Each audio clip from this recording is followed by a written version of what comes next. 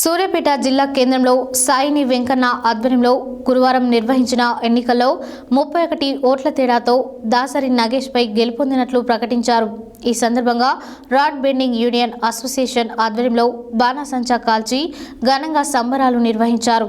గెలుపొందిన పట్టణ అధ్యక్షుడు కృష్ణను, డివిజన్ తాపి పనివారల సంఘం అధ్యక్షుడు వల్దాసు శ్రీను అభినందించి ఐక్యంగా సమస్యలు పరిష్కరించుకోవాలని సూచించారు. సూర్యాపేట జిల్లా కేంద్రంలో సాయిని వెంకన్న ఆధ్వర్యంలో గురువారం నిర్వహించిన ఎన్నికలలో 31 ఓట్ల తేడాతో దాసరి నగేష్పై గెలుపొందినట్లు ప్రకటించారు. ఈ సందర్భంగా రాడ్ బెండింగ్ యూనియన్ అసోసియేషన్ ఆధ్వర్యంలో బాణసంచా కాల్చి ఘనంగా సంబరాలు నిర్వహించారు.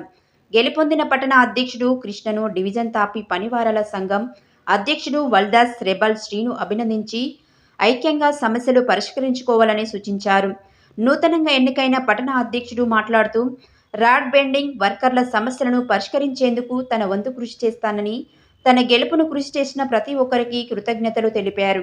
ఈ కార్యక్రమంలో రాడ్ బెండింగ్ పట్టణ అసోసియేషన్ నాయకులు ఈదుల సురేష్, మురుగు ప్రశాంత్, జానీ, కనుక కళ్యాణ్, ఎండి పాషా, మిర్యాల వీరబాబు, మనోజ్, జిల్లెపల్లి రాంబాబు, పాముల వెంకన్న తదితరులు పాల్గొన్నారు.